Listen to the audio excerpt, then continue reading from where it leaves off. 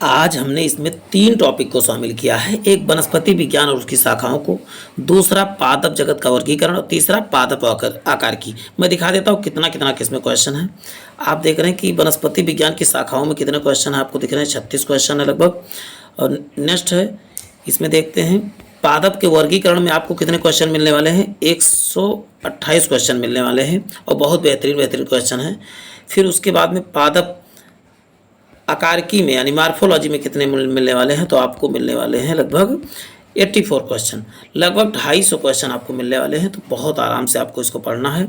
तो चलते हैं प्यारे साथियों, आज की श्रृंखला को प्रारंभ करते हैं। देखिए, फर्स्ट आपको स्टार्ट कर रहा हूँ वनस्पति विज्ञान और उसकी शाखाएं। सबसे पहले इसको शुरू किया था, जीव विज्ञान का जनक किसे शब्द का प्रयोग सबसे पहले किसने किया था, तो लाइमार्क तथा ट्रेवेनियस ने जो है जीव विज्ञान शब्द का प्रयोग किया गया था। जबकि जीव विज्ञान और जंतु विज्ञान दोनों का फादर ऑफ बायोलॉजी और फादर ऑफ जूलॉजी दोनों किसे कहा जाता है, तो आप बताओगे दोनों अरस्तु को कहा जाता है। नेक्स्ट क्वेश्चन है, अभी बात हो चुकी जीव विज्ञान और जंतु विज्ञान दोनों का जनक किसे, आप बताओगे अरस्तु को। और वनस्पति विज्ञान का जनक आप बताओगे थियोफ्रास्टस को कहा जाता है। यानी बॉटनी के जनक किसे कहा जाता, तो आप बताओगे थियोफ्रास्टस को कहा जाता था। चिकित्सा शास्त्र का जनक किसे, तो हिप्पोक्रेटस को चिकित्सा शास्त्र का जनक माना जाता है। हिप्पोक्रेटस, ये आपको याद रखना है। चिकित्सा वाला तो कई बार आया, लोग गलतियां कर जाते हैं, तो आपको इसको ध्यान में रखना है। लेकिन बॉटनी शब्द किससे संबंधित है, आप बताओगे ग्रीक भाषा से संबंधित। किससे, ग्रीक से। बॉटनी शब्द जो है आप बताएंगे ग्रीक से संबंधित है। हिस्टोरिका प्लांटेनम किसकी पुस्तक है, तो आप बताओगे थियोफ्रास्टस की पुस्तक जो है हिस्टोरिया प्लांटेनम है। नेक्स्ट है, अभी बात हुई है यहाँ पर दोनों पुस्तक एक ही, तो यहाँ पर हिस्टोरिका किसकी पुस्तक, यहाँ पर अरस्तु की पुस्तक का नाम जो है भी हिस्टोरिया लिखा गया, तो इसके भी लेखक थियोफ्रास्टस। लेकिन अरस्तु के पुस्तक का नाम पूछा जाएगा तो क्या होगा, आप क्या बताएंगे, हिस्टोरिया एनिमिलिया है। हिस्टोरिया एनिमिलिया आपको याद कर लेना है। चलते हैं, लेकिन चिकित्सा शास्त्र के विद्यार्थियों को किसकी शपथ दिलाई जाती है, तो बताओगे हिप्पोक्रेटस की शपथ दिलाई जाती है। लेकिन आयुर्वेदिक वाले किसकी शपथ लेते हैं, तो आप बताओगे आयुर्वेदिक वाले चरक शपथ लेते हैं।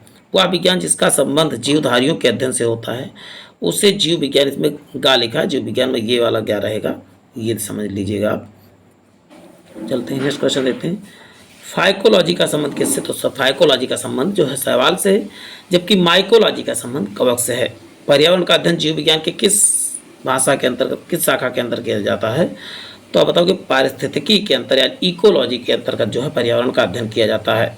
चलते हैं, फूलों के संवर्धन में कौन से विज्ञान किस है, तो आप बताओगे फ्लोरिकल्चर। फा से फ्लोरिकल्चर कह सकते हो। डेंड्रोलॉजी, अगर झाड़ी में क्या होता है, डंडा होता है, तो डेंड्रोलॉजी आप कह सकते हैं। पुष्पों का अध्ययन क्या होता है, एंथोलॉजी कहलाता है। जीवाश्म वनस्पति विज्ञान के अध्ययन किया जाता है किसका, तो जीवाश्म विज्ञान का जीवाश्मों का अध्ययन किया जाता है। वनस्पति संवर्धन में संबंधित विज्ञान की शाखा को क्या कहा जाता है, तो वनस्पति संबंधित विज्ञान की शाखा को हॉर्टिकल्चर के नाम से जाना जाता है। जीवों एवं वातावरण के अंतर अपक्रिया के संबंधित विज्ञान को कौन सी शाखा क्या कहलाती है, तो पारिस्थितिकी कहलाती है। चलते हैं, वनस्पति विज्ञान की वह शाखा जिसे शैवालों का अध्ययन किया जाता है, तो शैवाल के अध्ययन को बोलते हैं फाइकोलॉजी कहा जाता है। सिल्वीकल्चर क्या है, तो वनस्पति विज्ञान की वह शाखा तो वन के विकास में कार्य करता है, कौन सा, सिल्वीकल्चर। स्पर्मोलॉजी किसमें, तो बीज का अध्ययन को स्पर्मोलॉजी कहा जाता है। एग्रोस्टोलॉजी का किसके अंतर्गत क्या करते हैं, तो बताओ घास का अध्ययन किया जाता है। पेडोलॉजी, यहाँ फीडोलॉजी किया गया, तो आपको पेडोलॉजी समझना है। पेडोलॉजी देखिए इंग्लिश वाला करेक्ट है, तो पेडोलॉजी के अंतर्गत क्या करते हैं, तो पेडोलॉजी के अंतर्गत हम भूमि का मिट्टी का अध्ययन करते हैं। आनुवंशिकता और विभिन्नता के बारे में जानकारी देने वाले वनस्पति विज्ञान की शाखा को क्या कहा जाता है, तो बताओ आनुवंशिकी विज्ञान कहा जाता है, जेनेटिक्स कहा जाता है। पौधों को नाम देने वाला विज्ञान क्या कहलाता है, तो वर्गीकी कहा जाता है।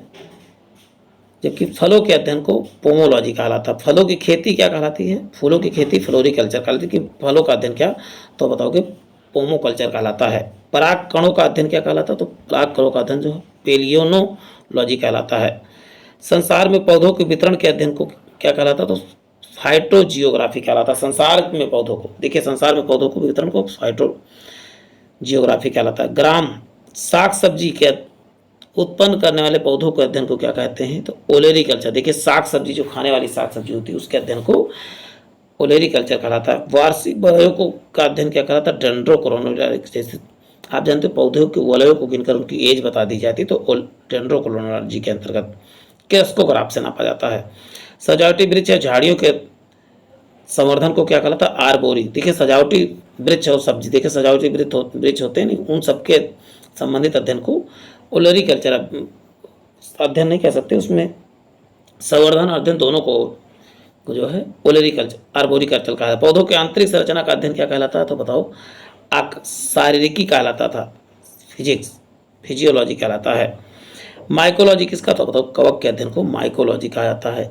एग्रो फॉरेस्ट्री क्या है, एग्रो फॉरेस्ट्री कृषि के साथ साथ उसी भूमि पर काष्ठीय 12 वृक्ष लगाना क्या कहलाता है, एग्रो फॉरेस्ट्री कहलाता है। काट लकड़ी वाले वृक्ष लगाना तो क्या एग्रो फॉरेस्ट्री कहलाएगा। एक्सो बायोलॉजी का अध्ययन किसके लिए किया जाता है, बाह्य ग्रहों तथा अंतरिक्ष में जीवन के अध्ययन के लिए किया जाता है। जीव द्रव्य पृथक्करण के संयोजन संबंधित वनस्पति विज्ञान को टिश्यू कल्चर कहा जाता है। अब चलते हैं नेक्स्ट टॉपिक देखते हुए। अब नेक्स्ट टॉपिक हमारा है पादप जगत का वर्गीकरण। अब देखिए वर्गीकी का पिता किसे कहा जाता है, तो आप बताओगे कैरोलस लिनियस को कहा जाता है वर्गीकी का पिता कहा जाता है। नहीं, जो वर्गीकरण करने का पिता किसे, तो आप बताओगे लिनियस ने। द्विनाम पद्धति भी किसने दिया था, तो आप बताओगे, आपने देखा एक सामान्य नाम होता है एक वैज्ञानिक नाम होता है, तो ये सब किसने दिया था, तो बताओगे कैरोलस लिनियस ने दिया था। सिस्टमा नेचर, देखिए इनके पुस्तक का क्या नाम था, तो बताओगे सिस्टमा नेचर था लिनियस के, कैरोलस लिनियस की पुस्तक का नाम। पुष्पी पादकों को किस में रखा जाता है, तो फेनरोगेम्स में रखा जाता है। आप पुष्पी पादकों में किसमें, क्रिप्टोगेम्स में रखा जाता है। जो पुष्प देने वाले हों उससे उनको फेनरोगेम्स कहा जाता है, जो पुष्प नहीं देते हो क्रिप्टोगेम्स कहा जाता है। देखिए कितनी जबरदस्त क्वेश्चन आपको मिले, तो आप वीडियो लाइक जरूर कर दिया करें। वर्गीकरण की आधारीय इकाई क्या है, तो स्पेसीज है। क्या है, स्पेसीज के आधार पर जो उनको। और हाइड्रोफाइट क्या होते हैं, तो आप बताओगे जलीय पौधे को हाइड्रोफाइट कहा जाता है। द्विनाम पद्धति की अभिप्राय है कि पौधों के नामों को दो शब्दों में दो बात उसमें लिखा जाता बताते हैं, तो उनके क्या है वंश और जाति दोनों, वंश भी बताया जाता है जाति भी बताया जाता है, उसे द्विनाम पद्धति कहा जाता है। चलते हैं, जिन पौधों पर बीज बनते हैं किंतु पुष्प नहीं लगते हैं क्या कहलाते हैं।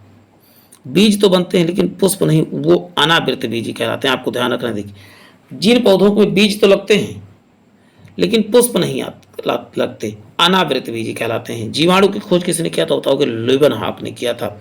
जीवाणु संबंधित तथ्यों में कौन सी सही है, अधिकांश जीवाणु जो है विविध पोषी होते हैं किंतु कुछ परपोषी स्वपोषी भी होते हैं। जीवाणुओं को पौधे माना जाता है क्योंकि, जीवाणु को पौधे क्यों माना जाता है, इनमें कठोर कोशिका भित्ति पाई जाती है। जीवाणु में क्या कठोर कोशिका, किसमें माइटोकॉन्ड्रिया अनुपस्थित होती है, तो जीवाणु में माइटोकॉन्ड्रिया उपस्थित होती है। जीवाणु को साधारणतः आकृति क्या होती है, तो क्षण आकृति होती है, क्षण की तरह होते हैं यानी लंबे होते हैं। जो जीवाणु आकार में सबसे छोटे होते हैं क्या कहलाते हैं, तो गोलाणु कहलाते हैं। क्या, तो आप बताओगे गोलाणु या कोकी कहलाते हैं। एक गोल जीवाणु क्या कहलाता है, तो बताओ कोकस कहलाता है। गोल जीवाणु क्या कहलाता है, कोकस, जबकि लंबा वाला गोकालु कहलाता था, जो सबसे छोटे थे। सर्पिल जीवाणु को क्या कहते हैं, सर्पिल जीवाणु को स्पाइरल, तो ये याद करना आसान है, ये बहुत। वास्तविक केंद्रक किसमें अनुपस्थित होता है, तो जीवाणु में जो है केंद्रक अनुपस्थित होता है, अभी बात हो चुकी है। बैक्टीरिया जीवाणु में पाया जाने वाला प्रकाश संश्लेषी से आशय क्या कहलाता है, तो वर्णकी लवक कहलाता है। वर्णकी लवक है क्रोमोप्लास्ट। पाश्चर प्रसिद्धि है रोगों के जर्म थ्योरी दिया था किसने, तो आप बताओगे पाश्चर ने। चलते हैं नेक्स्ट क्वेश्चन देखते हैं। सबसे छोटा जीव कौन सा है, तो आप बताओगे माइकोप्लाज्मा कैलिसेप्टिकम है सबसे छोटा जीव। वह जीवाणु जो सीधे वायुमंडलीय के नाइट्रोजन की यौगिकों को बदलते हैं क्या कहलाते हैं, तो नाइट्रोजन स्थिरीकरण कहलाते हैं। आप नाइट्रोजन को पौधों को किस रूप में देते हैं, तो बताओगे नाइट्रेट के रूप में देते हैं।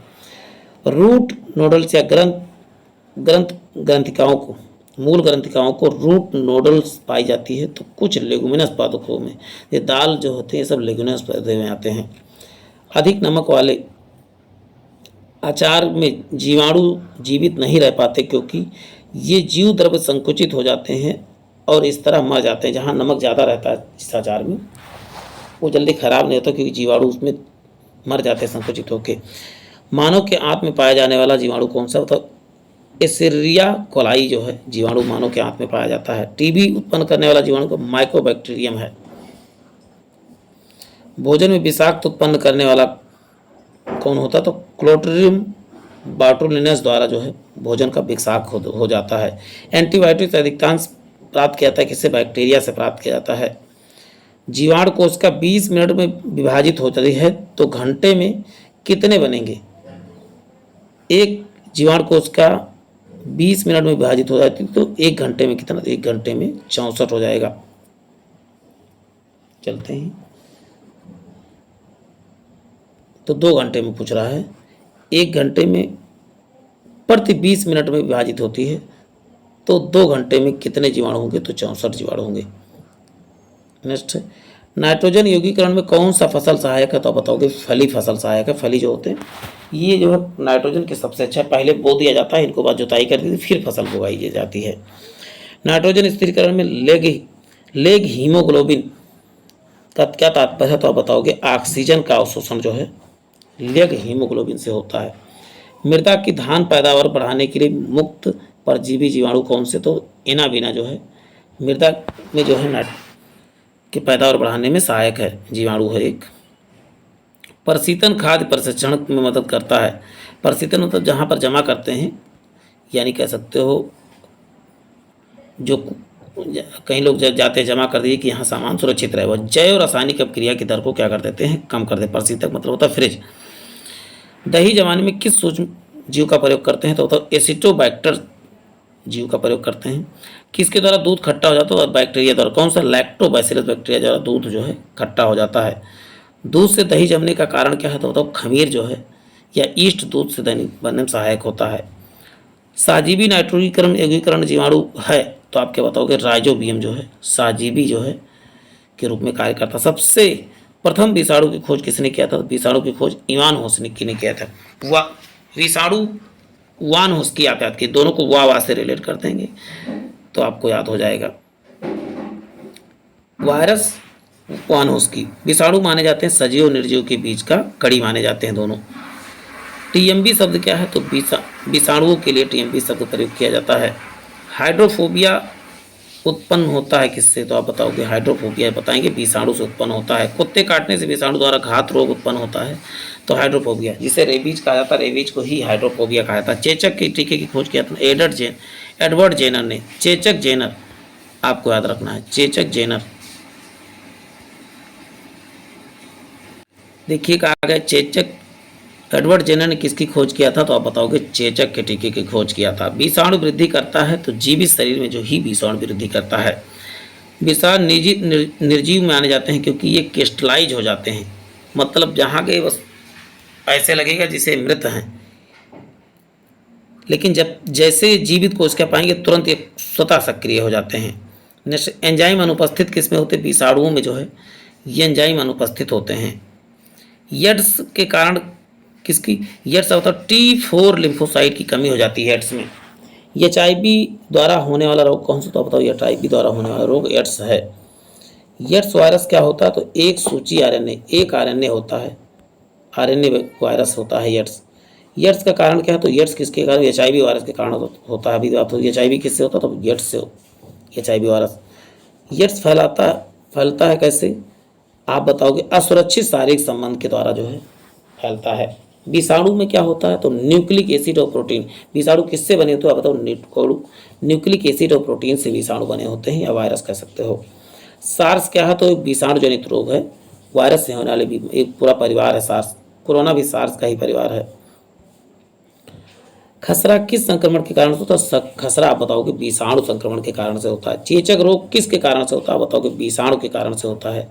जंतुओं में होने वाले फुट एंड माउथ रोग किसके कारण से होता है? तो फुट एंड माउथ जो होता है वायरस के कारण या विषाणु के कारण से होता है। आलू में मोजेक रोग आप बताओगे मोजेक डिजीज, तो अब भी बताओगे आप विषाणु के। वनस्पति विज्ञान की शाखा जिसमें शैवालों का अध्ययन अभी बात हो, शैवालों को देखिए, शैवाल में कन्फ्यूजन इसीलिए बार बार आ रहा है तो फाइकोलॉजी कहेंगे। शैवाल कोशिका भित्ति बनी होती किसकी? तो शैवाल की कोशिका भित्ति बनी होती सेलुलोज की बनी होती है। हाइड्रा की स्रावी कोशिकाओं में कौन सा साजीवी शैवाल मिलता है? तो बताओ यूकोरेला मिलता है। सरगासो समुद्र का नाम पड़ा तो शैवाल के कारण जो है सरगासो समुद्र का नाम पड़ा था। गलगंड रोग से बचा जा सकता है क्योंकि कुछ समुद्री खरपतवार खाने से इसका इस्तेमाल करते हैं, क्योंकि इसमें प्रचुर मात्रा में क्या होता है, तो गलगंड रोग में समुद्री खरपतवार में आयोडीन पाया जाता है। किस शैवाल से आयोडीन पाया, तो लेमिनेरिया नामक शैवाल में सबसे अधिक आयोडीन पाया जाता है। केल्प प्राप्त होता है, समुद्री शैवालों से केल्प प्राप्त किया जाता है। कौन स्वपोषी होते, तो होता शैवाल क्या होते हैं, सात से शैवाल, सात से स्वपोषी कह सकते हो। जीव चावल में फसल के लिए जैव उर्वरक का कार्य करते हैं, तो आप बताओ कि नील हरस शैवाल जो होता है जैव उर्वरक के रूप में कार्य करते हैं। अंतरिक्ष कार्यक्रमों में ऑक्सीजन की आपूर्ति को नियंत्रित करने में प्रयुक्त किया जाने वाला एक कोशिकीय शैवाल क्या है, तो बताओ क्लोरेला जो है। अंतरिक्ष यात्री जब जाते हैं क्लोरेला लेके जाते हैं, उसी को खा के वहाँ पर जीवित रहते हैं। लाल सागर में लाल रंग किसके कारण से होता है, तो बताओ लाल शैवालों के कारण ही होता है लाल सागर लाल।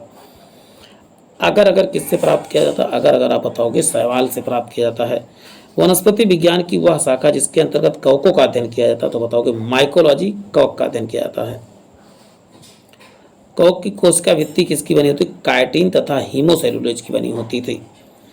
कवकों द्वारा रिजर्व भोज्य पदार्थ किस रूप में संचित होता है, तो बताओगे ग्लाइकोजन के रूप में उपस्थित होता है। सभी कवक सदैव क्या होते हैं, विविध पोषी होते हैं। कवक क्या होता है, कई तरह से पोषित करते हैं, स्वपोषी भी होते हैं, परपोषी भी होते हैं। नेक्स्ट है माइकोराजा सहजीवी संबंध होता है, तो कवकों तथा उच्च पौधों की जड़ों के बीच जो होता है। वृक्षों की छालों को उगने वाले कवक को क्या कहा जाता है, कार्टिकोल। आपने देखा कि वृक्ष के छालों पर सफ़ेद सफ़ेद उगाते हैं, तो वो कौन से होते हैं, कार्टिकोल्स कहलाते हैं। गोबर पर उगने वाले को क्या बोलते हैं, क्रोपोफिलस कहा जाता है। कवक में क्या नहीं होता, क्लोरोफिल नहीं पाया जाता है। कवक में क्लोरोफिल नहीं पाया जाता। आलू में लेट ब्लाइट उत्पन्न होता है किसके कारण से, तो फाइटोपथोरा इन्फेंटेंस के द्वारा होता है। डबल रोटी का निर्माण में कौन सा, सैक्रोमाइसीज सेरेविसी कवक का प्रयोग किया जाता है। पेंसिलिन क्या है, तो पेंसिलिन एक प्रकार का कवक है, याद रखना है आपको। पेंसिलिन की खोज किसने किया था, तो बताओगे अलेक्जेंडर फ्लेमिंग। पहला जो है टीका पेंसिलिन का टीका ही था, अलेक्जेंडर फ्लेमिंग ने खोज किया था। आर्गोट किससे प्राप्त होता है, आर्गोट जो है क्लेबीसेप्स से प्राप्त होता है। औद्योगिक स्तर पर पेंसिलिन प्राप्त किसने किया था, तो पेंसिलियम क्राइसोजेनम से प्राप्त किया था औद्योगिक रूप से पेंसिलिन का खोज। और किसने, तो आप बताओगे अलेक्जेंडर फ्लेमिंग ने पहला टीका भी यही था। जब गेहूं के गोते हुए आटे में ईस्ट कोशिकाएं मिलाई जाती तो डबल रोटी कोमल और छिद्र युक्त हो जाती, क्योंकि इसमें कार्बन डाइऑक्साइड के उत्पाद कर छोटी स्पंजी रोटी को स्पंजी बन जाती है। कौन सा, कार्बन डाइऑक्साइड पाया जाता है रोटी में। ईस्ट कायिक जनन करता, तो मुकुलन द्वारा जो है ईस्ट जो है कायिक जनन करता है। मुकुलन क्या होता है, एक अंग कट गया दूसरा बन गया उसी में से। खाने योग्य कवक कौन सा, तो एगैरिक्स जो है खाने वाला कवक है। एलएसडी किससे प्राप्त होता है, एलएसडी जो है कवक से प्राप्त होता है। विस्तृत स्पेक्ट्रम प्रतिजीवी किससे उत्पन्न होता है, तो स्ट्रेप्टोमाइसिस से प्राप्त होता है। स्ट्रेप्टोमाइसिन किससे पृथक किया जाता है, तो आप क्या बताओगे, बॉक्समैन से। टिक्का रोग किसमें होता है, तो आप बताओगे मूंगफली में होता है। गन्ने का सड़न रोग किससे होता है, तो आप बताओगे कवक के द्वारा गन्ने का लाल सड़न रोग। सामान्य खाद्य छत्रक को क्या कहा जाता है, कसकर ठसाठस भरे कवक जाल, जो ढेर सारे जहाँ पर कवक होते हैं उसे सामान्य खाद्य छत्रक कहा जाता है। मशरूम क्या है, आप जानते हो मशरूम एक कवक है एक प्रकार का। प्रथम विषयुक्त प्रतिजीवी कौन सा, तो बताओगे पेंसिलिन है। प्रथम वियुक्त प्रतिजीवी कौन सा, तो पेंसिलिन। नेक्स्ट है एथलीट फुट, यानी कहा गया सबसे पहले किस प्रतिजीवी का खोज किया गया, तो पेंसिलिन का ही। एथलीट फुट नाम की बीमारी उत्पन्न कौन करता था, तो कवक उत्पन्न करता है। दांत खाज खुजली ये सब कवक के द्वारा होता है। स्किन संबंधी बीमारियां कवक से ही होती हैं। कवक एवं उच्च पादप के जड़ों के बीच उपयोग कार्यात्मक संबंध को क्या दर्शाता है, तो माइकोराजा जो है कवक और उच्च पादपों की जड़ों के बीच उपयोगी कार्यात्मक को दर्शाता है, तो माइकोराजा दर्शाता है। अफ्लोटॉक्सिन क्या है, तो अफ्लोटॉक्सिन कवक द्वारा उत्पन्न विष को बोलता है अफ्लोटॉक्सिन। डबल रोटी के निर्माण में किस कवक का प्रयोग करते हैं, सैक्रोमाइसेज का प्रयोग करते हैं। अभी बात दोबारा रिपीट हुई है। कौन सा सांकेतिक संबंध लाइकेन निर्मित करता है, तो लाइकेन जो है एक एल्गी है जो लाइकेन। अब लाइकेन को एक एल्गी तथा एक यहाँ पर लिखना चाहिए, तो शैवाल दोनों को, कवक तथा शैवाल के मिलकर क्या बनता है, लाइकेन बनता है। कौन सा वायु प्रदूषक का एक जैव सूचक है? लाइकेन। जहां पर भी प्रदूषण होता है लाइकेन वहां पर विलुप्त हो जाते हैं। लिटमस पेपर किससे निकाला जाता है? बताओगे लाइकेन से लिटमस पेपर तैयार किया जाता है। नेक्स्ट है, लाइकेन में कवक और शैवाल के मध्य सहबीजी संबंध पाया जाता है, इसे क्या कहा जाता है? इसे हेलोटिज्म कहा जाता है। पेड़ों के छालों पर उगने वाले लाइकेन को बोलते हैं कार्टिकोल्स कहा जाता है। देखिए रिवीजन आपके बहुत अच्छा हो रहा है। खाली चट्टानों पर उगने वाले लाइकेन्स को क्या कहते हैं? सेक्सिकोल्स कहा जाता है। देखिए जापान के लोग किस लाइकेन्स की सब्जी के रूप में खाते हैं? तो बताओगे इंड्रोकार्पल, कार्पन का प्रयोग जो है सब्जी के रूप में प्रयोग करते हैं। मिर्गी और औषधि में किस लाइकेन का प्रयोग किया जाता है? परमेलिया का प्रयोग किया जाता है।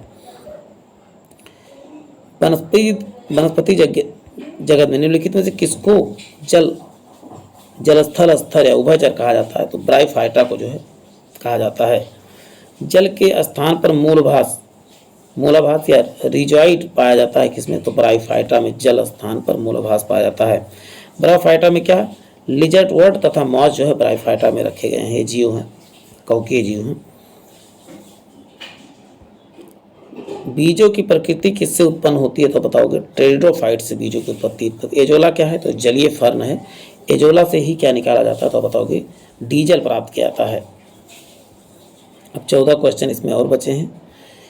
पुनर्जीवन का गुण होने के कारण किसे मेजों के सजावट के लिए रखा जाता है? तो बताओ सिलेजिनेलिया को पुनर्जीवन के गुण होते हुए आप जब तो मेज वगैरह होता है इन सबके सजावट के लिए प्रयुक्त होता है सिलेजेलिया। जीवाणु दवा के रूप में प्रयोग किया जाता है तो लाइकोपोडियम का प्रयोग दवा के रूप में किया जाता है। किस जैव उर्वरक के रूप में प्रयोग किया जाता है? एजोला का प्रयोग जैव उर्वरक के रूप में भी किया जाता है, पेट्रोल उत्पादन में भी किया जाता है। अधिक क्रोमोसोम किसमें पाए जाते हैं? तो बताओ ट्रेडोफाइटम सबसे अधिक क्रोमोसोम पाए जाते हैं। किस वर्ग के पौधों में बीज बनते हैं परंतु बीज नग्न रूप में पौधे पर लगे होते हैं? तो जिम्नोस्पर्म, मतलब जिसमें बीज क्या होते हैं? नंगे होते हैं, वो क्या कहलाते हैं? तो अब जिम्नोस्पर्म कहलाते हैं। संसार में सबसे लंबे पौधे किसमें होते हैं? अब जिम्नोस्पर्म के पौधे होते हैं। जिम्नोस्पर्म का मेवा किसे कहा था? चिलगोजा को जिम्नोस्पर्म का मेवा कहा जाता है। वीडियो पूरा देखिए, कुछ टफ है तो उसके वजह से आप पूरा वीडियो छोड़ के ना जाएं, अन्यथा आप जो है इसका फ़ायदा नहीं ले पाएंगे। कोरेलाइट जड़ें पाई जाती हैं, किस में पाई जाती है प्यारे साथियों? तो बताओगे साइकस में कोरेलाइट जड़ें पाई जाती है। सबसे बड़ा बीजांड होता है तो बताओ साइकस का बीजांड सबसे बड़ा होता है। चिलगोजा किससे प्राप्त होता है? फाइनस से प्राप्त होता है। साबूदाना किससे बनाया जाता है? साबूदाना आप बताएंगे साइकस से बनाया जाता है। दमा और खांसी के रोगों को काम आने वाली औषधि इफेड्रिन किससे प्राप्त की जाती है? तो एफेड्रा से प्राप्त की जाती है दमा। कौन सा जीवित जीवाश्म है? तो बताओ साइकस यहाँ पर लिखना था। साइकस क्या है? तो जीवित जीवात्मा है, आपको याद रखना। साइकस यहाँ पर रखना है, जिनका जो नहीं साइकस। विषाणु है क्या? तो आप बताओ आकोषीय, एक कोष के कह सकते हो। तेल प्रदूषण के नियंत्रण में प्रयुक्त होने वाला सुपर बग क्या है? तो एक जीवाणु विकृत है। अब नेक्स्ट चैप्टर हमारा है पादप आकृति या प्लांट मोर्फोलॉजी है। नेक्स्ट है क्वेश्चन, इसको देख लेते हैं। मूलांकुर के अतिरिक्त पौधों के किस भाग में विकसित होने वाली जड़ें का क्या कहलाती? तो अपस्थानिक कहलाती हैं। मूलांकुर के अतिरिक्त यानी मूलांकुर जो होता है वहाँ से जो अन्य से जड़ें निकलती है उसे अपस्थानिक। से आपने देखा होगा बरगद में ऊपर से जड़ें आती हैं। नेक्स्ट, मूलांकुर से विकसित होने वाली जड़ें क्या कहलाती है? मुसला जड़ें, यानी जमीन के अंदर से जड़ें निकलती हैं उन्हें मुसला जड़ें कहा जाता है। पादप आकार की बात हो रही है। श्वसन मूल मिलती हैं कहाँ पर? जूसिया में मिलती हैं। डहेलिया की जड़ें होती हैं कंदिल तथा पुलकित होती हैं।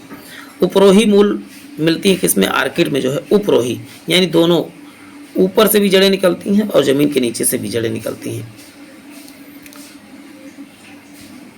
न्यूमेटाफोर श्वसन मूल प्रायः मिलती है किसमें? तो मैंग्रोव पादपों में जो है श्वसन मूल मिलती है। आर्किड्स में बिलामेन जड़ें होती हैं नमी अवशोषित करने के लिए। आलू क्या है? तो बताओगे तना है। आलू, अदरक, ये सब क्या है? तना है, आप बता दो।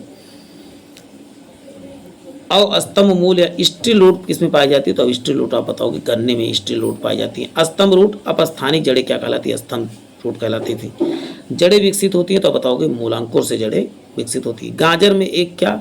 गाजर आप बताओगे जड़ है। गाजर, मूली सभी क्या है? जड़ है। जड़ के किस भाग से सर्वाधिक वृद्धि होती है? तो जड़ के शीर्ष के ठीक पीछे भाग में सबसे अधिक वृद्धि होती है। बरगद के पेड़ तने लटकने की मोटी जड़ें क्या कहलाती हैं? तो स्तंभ मूल कहलाती हैं। न्यू मेटाफोर श्वसन मूल प्राय मिलती है किसमें? मैग्रोव पादपों में। देखिए रिपीट हो गया है। श्वसन मूल क्या? राजोफोरा पाई जाती है। पान की लता पर बनने वाली जड़ कौन सी है? तो आरोही जड़ है पान की लता में बनने वाली। आलू के खाने योग्य भाग क्या है? तो बताओ तना है। अदरक का भी तना है।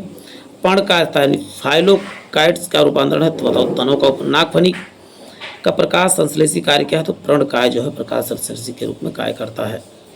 आलू एक क्या है फिर बता कि आलू देखिए बहुत बार पूछा गया तो आपका रिपीट भी तना है। मातृ पौधे समान पौधे प्राप्त किए जाते हैं, तो तने के कलम से आपके तने के कलम से क्या प्राप्त किया जाता है? आप बताओगे ये प्रकार के हाइब्रिड पौधे प्राप्त किए जाते हैं। आलू भूमिगत रूपांतरित तना है, जिससे क्या कहा जाता है? तो बताओ कंद कहा जाता है। हल्दी क्या है? तो आप बताओ प्रकंद है। अदरक क्या है? तो राइजोम है। अदरक भी क्या है? तो आप बताओगे प्रकंद है एक प्रकार का। प्याज के खाने योग्य भाग तो बताओगे तना है। किसकी पत्ती में पर्णदल प्रायः न्यूनीकृत होते हैं? तो बताओ शुष्कोत्भिद में। शरद ऋतु में पत्तियों की शाखाएं टूटकर नीचे गिर जाते हैं, क्योंकि बेलगत परत के निर्माण के कारण होते हैं। पुष्पों का अध्ययन आप बताओगे एंथोलॉजी कहलाता है। वह पौधे जिनमें कभी पुष्प नहीं आते वो क्या कहलाते हैं? क्रिप्टोगेम्स कहलाते हैं। चमगादड़ द्वारा परागण भी देखिए जिसमें फूल आते हैं वह क्या कहलाते हैं? आपको इसका कमेंट में पिछले में भी बताया गया सेशन में। चमगादड़ द्वारा परागण क्या कहलाता है? चिरेप्रोफिली कहलाता है। पुष्प के जनन को पुमंग और जयांग है। चक्र क्या है? पुमंग और जयांग। पौधे में कौन सा भाग फूल बनने में उद्दीपन ग्रहण करता है? तो वो तो पर्ण जो है पत्ता कह सकते हो। पुरंजी पुष्प के 12 वर्ष में एक बार खिलने का कारण क्या है? तो फ्लोरिजेंस स्राव उनका 12 साल में एक ही बार होता है। फ्लोरिजेंस हार्मोन जो फूलों में फूल खिलाने में मदद करता है। संसार का सबसे छोटा बुल्फिया, सबसे बड़ा जो है पुष्प रेफ्लेसिया है। फूल गोभी में पौधों का उपयोगी भाग क्या है? तो ताजा पुष्प समूह होता है। कौन सा भी उसका सबसे बड़ा पुष्प? अभी बात हो चुकी है, रेफ्लेसिया है। जीवन चक्र की दृष्टि से पौधों में सबसे महत्वपूर्ण अंग कौन सा? तो बताओ पुष्प सबसे महत्वपूर्ण अंग है। पराग कोष में वर्तिकाग्र पराग का स्थानांतरण कौन करता है? वर्तिकाग्र से पराग का तो आप बताओगे परागण करता है। एनिमोफिली परागण क्या है? तो वायु द्वारा होता है। एनिमोफिली परागण वायु द्वारा जो परागण होता है उसे क्या कहते हैं? एनिमोफिली कहा जाता है। आप जो कीटों द्वारा देखो एक कीट दूसरे कीट को क्या करता है? परागण करता है, तो उसे एंटो कीटो आप याद करना है। चमगादड़ द्वारा परागण क्या रहता है? चिफेरोफिली कहलाता है। देखिए परागण कई प्रक्रियाओं द्वारा हो सकता है। जियोफिली परागण क्या है? जंतुओं द्वारा। देखिए जा इसमें भी है, जा इसमें भी आप याद कर सकते हैं। आर्निथोफिली यानी पक्षियों द्वारा जो परागण होता है, देखिए पक्षी के अध्ययन को आर्निथोलॉजी ही कहा जाता है। जल द्वारा परागण क्या होता है? हाइड्रोफिली कहलाता है। चलते हैं, जो परागण बंद पुष्प में होता है क्या कहलाता है? तो उसे किरीटोगमी कहा जाता है। जब परागण लाभदायक हो, क्योंकि इसमें इसका कारण क्या होता है? तो अच्छी संतान होता है जब परागण लाभदायक होता है। पर परागण वह त्रिकार्गज सदैव खुरदुरा एवं चिपचिपा होता है, क्योंकि कीट परागित पुष्पों में हमेशा जो है खुरदुरा और चिपचिपा होता है। घोंघा द्वारा परागण होता है तो मेलकोफिली कहलाता है। सुगंध पुष्पों द्वारा परागण क्या करता है? कीट द्वारा। सुगंध पुष्पों का परागण कीट द्वारा होता है। परागण अपूर्ण विकसित और युग्मोद्भिद द्वारा होता है। कीटों द्वारा परागित फूलों को परागकण होते हैं, तो बताओगे रुक्ष और चिपचिपे होते हैं। निषेचन क्रिया एक नर युग्मक तथा एक अंडाणु संयोजन से होता है। देखो इसमें कहा गया निषेचन क्या है? तो नर युग्मक का अंडाणुओं के साथ संयोजन क्या कहलाता है? तो आप बताओगे निषेचन कहलाता है या फर्टिलाइजेशन कहा जाता है। निषेचन के पश्चात बीजों का बीजकरण विकसित होते हैं, तो बताओगे अध्यावरणों से। देखिए द्वि निषेचन या डबल फर्टिलाइजेशन होता है किसमें? तो आवर्त बीजियों में जो है डबल फर्टिलाइजेशन होता है। देखिए अनिषेक जनन यानी कि पार्थेजेनियस होता है किसमें? बिना निषेचन के अंडाणुओं का परिवर्तन जो होता है। कई ऐसे जीव जो बिना निषेचन किए ही जो है नए पौधे या नए बच्चे पैदा करते हैं। बिना निषेचन के एक अंडाशय में फल का विकसित होने को क्या कहा जाता है? तो पार्थिनोग्राफी कहा जाता है। शहतूत फल है तो अनिषेकीय फलनीय है। ये जो है बिना निषेचन किए ही फल देता है।